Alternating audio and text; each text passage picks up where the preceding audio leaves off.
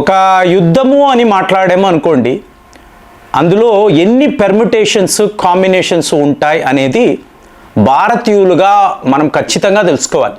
ముఖ్యంగా యువకులు. ఇప్పుడు ఎందుకండి మీరు ఇన్ని యుద్ధాల గురించి, మీకు ప్రపంచ స్థాయిలో ఎన్నో వార్స్ జరుగుతున్నాయి, ఎందుకు మనం మాట్లాడతాము అంటే ఆ నాయకుల తీరును తెలుసుకోవడం అండి. ఇది చాలా ముఖ్యం.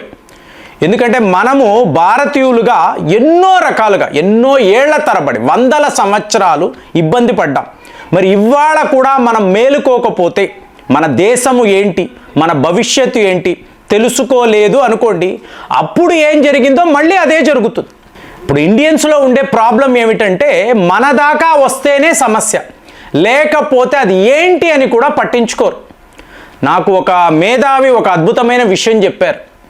ఇప్పుడు మీరు అమెరికాలో ఉన్నారు, ఒక వాచ్ దుకాణానికి వెళ్ళారు, అక్కడ మీకు జపాన్కి సంబంధించి, అలాగే సౌత్ కొరియాకు సంబంధించి, అమెరికా, యూరోప్ అంటే సే ఇటలీ, భారత్ ఈ వాచ్లు ఉన్నాయి అనుకోండి. ఒక భారతీయుడు వెళ్ళినప్పుడు అతని ఆలోచన ఒక జపాన్ వాచ్ కొందామా, ఇటలీ వాచ్ కొందామా, ఇక్కడ ఇండియాది ఉంది కదా, అబ్బా ఎందుకు భారత్ది కొనాలి అని ఆలోచిస్తారు.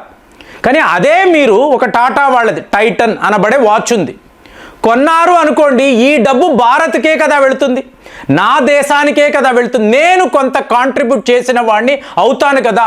ఇంత ఆలోచనలు భారతీయులలో ఉండదు. అదే మీరు ఒక చైనా వాడో, జపాన్ వాడో, ఫ్రాన్స్ వాడో, ఇటలీ వాళ్ళు అలాగే ఆలోచిస్తారు. వాళ్ళు ముందు వాళ్ళ దేశం, ఒక జపాన్ వాడంటే ముందు జపాన్ వాచే కొంటాడు, ఎందుకంటే ఈ డబ్బు నా దేశానికి వెళుతుంది. సో కాబట్టే యుద్ధాలు ఎందుకు మాట్లాడతారంటే మీ దేశం ఏమిటి చూడండి. జెలెన్స్కీ అనబడే వ్యక్తి 90 బిలియన్ అమెరికన్ డాలర్స్ యూరోప్ నుంచి తెచ్చుకున్నాడు. ఫ్రీ మనీ అండి. ఇతను ఎంతెంత డబ్బు పోగు చేస్తున్నాడో ఎవరికీ తెలియదు. కానీ అర్థము ఏమిటి అంటే ఈ యుద్ధాన్ని ఆపాలి అనే ఆలోచన వీళ్ళ ఎవరికీ లేదు. అంటే దేశభక్తి, నేను ఇప్పుడు చెప్పిన ఎగ్జాంపుల్ వీళ్ళ ఎవరిలో కూడా లేదు. ప్రజలు మాత్రం అట్లా ఆలోచిస్తున్నారు, నాయకులలో లేదు. ఇప్పుడు నువ్వు 90 బిలియన్ అమెరికన్ డాలర్స్ని తెచ్చుకున్న వాడివి యుద్ధాన్ని ఆపుతావా? మోదీ గారితో మాట్లాడాను, ఎలాగైనా యుద్ధాన్ని ఆపండి అని ఆయన రిక్వెస్ట్ చేశాను, ఆయన కూడా బాగా స్పందించారు, త్వరలోనే భారత్ వస్తున్నాను. ఇదంతా ఏంటి? ఒట్టి నాటకం. ఇప్పుడు ఈ నాటకంలో చూడండి, 90 బిలియన్ అమెరికన్ డాలర్స్ ఇతనికి ఎవరు ఇచ్చారు అంటే చెప్పాలంటే ఆల్మోస్ట్ 1 ట్రిలియన్ కదండి. ఎంత అమౌంట్, మీకు ఎంత పెద్ద అమౌంటో చూడండి. యూరోప్ యూనియన్ వాళ్ళు జెలెన్స్కీకి ఇచ్చారు. ఇచ్చి వాళ్ళు ఏమంటున్నారు, ఇంతంత మొత్తాలు మేము యుక్రెయిన్ కోసం ఖర్చు పెడుతున్నాము అంటే మేము చాలా కష్టపడుతున్నాము, అమెరికా మాకు సహాయం చెయ్యాలి. ఈ డీల్ ఏంటి? జెలెన్స్కీ 90 బిలియన్ అమెరికన్ డాలర్స్ని అమెరికాకు ఇవ్వబోతున్నాడట. కొంతమంది యుద్ధ నిపుణులు నాతో మాట్లాడుతూ ఇదే అంటున్నారు, ప్రేమ్ గారు ఇది ఇలా ఆలోచించండి, రష్యా అమెరికా కలిసి డ్రామా ఆడుతున్నారా? మీరు ఆలోచించారు అనుకోండి, ఎన్నో విషయాలు మ్యాచ్ అవుతున్నాయి కదా. సో ఇప్పుడు చూడండి, ఈ 90 బిలియన్ అమెరికన్ డాలర్స్ వీడు అమెరికాకి ఇస్తాడు. అమెరికా వాళ్ళు ఏం చేస్తారు, వాళ్ళ వద్ద ఉండే ఆయుధాలు, ఒక లాక్హీడ్ మార్టిన్ అనండి, బోయింగ్ అనండి, వీళ్ళందరూ ఇవాళ హ్యాపీ, మిలిటరీ కాంప్లెక్స్ చాలా చాలా ఆనందంగా ఉన్నారు. ఎందుకు? 90 బిలియన్ అమెరికన్ డాలర్స్ వాళ్ళ దాకా రాబోతుంది. ఇందులో డొనాల్డ్ ట్రంప్ గారి ఫ్యామిలీకి ఒక వాటా వెళ్ళిపోతుంది. He is happy. సో బాగుంది, యుక్రెయిన్ నా మిత్ర దేశము, జెలెన్స్కీ నా ఆప్త మిత్రుడు. ఏంటి, జెలెన్స్కీ ఫస్ట్ టైం వచ్చినప్పుడు బండబూతులు తిట్టాడు. నువ్వు కనీసం ఒక థ్యాంక్స్ కూడా చెప్పడం చేత కావడం లేదు, నువ్వంతా ఒక అధ్యక్షుడువా, అసలు నువ్వు రష్యాతో ఎందుకు యుద్ధము చేశావు, ఎవడు నిన్ను చెయ్యమని ఇన్ని అన్నాడు కదా. ఇవాళ ఏమన్నాడు, బాగుంది ఈ యుద్ధము చాలా బాగుంటుంది. ఎందుకు? అమెరికాకు ట్రంప్కి డబ్బులు వస్తున్నాయి. సో ఇప్పుడు డబ్బులు రావడంతో వీళ్ళు ఏం చేస్తారు, అమెరికాకు సంబంధించిన మీకు పేట్రియాట్ అనబడే ఎయిర్ డిఫెన్స్ సిస్టమ్, అలాగే ఇందులో ఉండే టోమాహాక్ అని అంటారు. ఈ టోమాహాక్ మిజైల్ ఉంది చూసారా, 2500 కిలోమీటర్లు ప్రయాణించి శత్రువు యొక్క టార్గెట్ని ధ్వంసము చేయగలదు. ఇప్పుడు దీనిని వీళ్ళు యుక్రెయిన్కి ఇవ్వబోతున్నారు. అంటే యుక్రెయిన్ వాళ్ళు మాస్కోని టార్గెట్ చేస్తారు. ఇప్పుడు పుతిన్ గారి వైపు నుంచి వాళ్ళ మిలిటరీ ఆఫీసర్స్ వాళ్ళు సింపుల్గా తేల్చేశారు, మేము గమనిస్తున్నాము రేపు యుక్రెయిన్ ఈ టామాహాక్ మిసైల్ని వాడాలి అనుకోండి, దానికి ఉండే టెక్నికల్ స్పెసిఫికేషన్స్ ఉంటాయి కదా, త్రూ శాటిలైటే దీన్ని మీరు ఆపరేట్ చేయగలరు కదా. అంటే అమెరికా సైనికులు యుక్రెయిన్లోకి వచ్చి మాకు వ్యతిరేకంగా ఈ ఆయుధాలను వాళ్ళు వాడబోతున్నారా? బాగుంది, ఇలా చెయ్యండి, తరువాత ఏమవుతుందో చూడండి అని రష్యా వాళ్ళు క్లియర్గా, అంటే వాళ్ళు ప్రిపేర్ అయిపోయి ఉన్నారండి. ఇక్కడే అసలు విషయం. సో మీకు ఎయిర్ డిఫెన్స్ సిస్టమ్స్ వచ్చేసాయి, F-16 విమానాలు వచ్చేసాయి, టామాహాక్ మిజైల్స్ కూడా మీకు యుక్రెయిన్లోకి వచ్చేసాయి. America was very happy. నువ్వు ఎవడితో అయినా యుద్ధము చేసుకోరా, నువ్వు నాకు డబ్బు ఇచ్చావు, 90 బిలియన్ అమెరికన్ డాలర్స్ ఇచ్చావు, నీకు కావలసిన ఆయుధాలంతా ఏంటి, ప్రిసిషన్ గైడెడ్ మిజైల్స్ కావాలన్నా ఇస్తాము, ఇచ్చేశారు కదా. ఇప్పుడు యుక్రెయిన్ వాళ్ళు యుద్ధము అనేది చెయ్యాలి. ఇంకొక వైపు చూసారంటే ఈ డబ్బు ఇచ్చిన యూరోప్ యూనియన్ ప్రజలు కష్టపడి సంపాదించి ట్యాక్సులు కట్టిన డబ్బునంతా తీసుకువెళ్ళి యుక్రెయిన్కి ఇస్తున్నారు. ఎందుకు ఇస్తున్నారో ఎవరికి తెలియదండి. ఇంతంత డబ్బు ఎందుకు మనం యుక్రెయిన్కి ఇవ్వాలి? మనము మన దేశం గురించి ఆలోచిద్దాము కదా.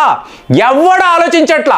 27 దేశాలు, ఇందులో చిన్నా చితకా దేశాలు, మన ఒక ఉత్తరప్రదేశ్ ఉంటుంది చూసారా, దానికన్నా చిన్నగా ఉండే దేశాలు, చిన్న జీడిపిలు, వాళ్ళు కూడా ఉన్న డబ్బునంతా తీసుకువెళ్ళి యూరోప్ యూనియన్ కమిషన్కి ఇచ్చి వాళ్ళు దాన్ని యుక్రెయిన్కి తరలిస్తున్నారు.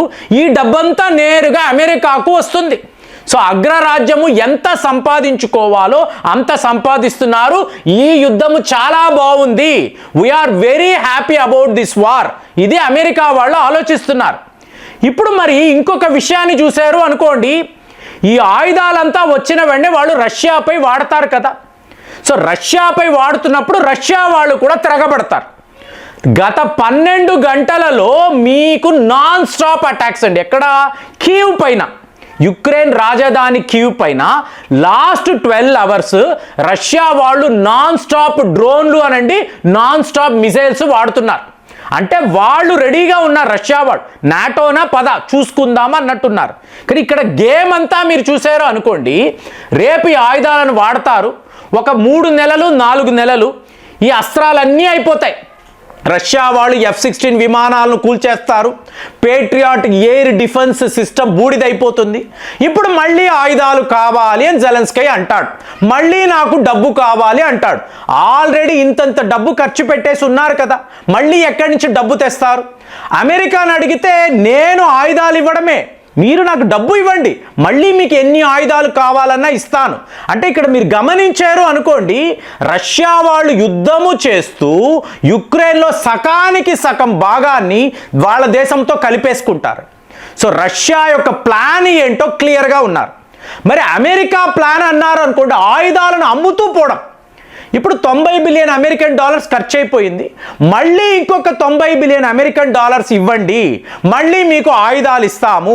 ఇది యూరోప్ యూనియన్ నాటో వాళ్ళు చేస్తున్న యుద్ధము, మాది కాదు.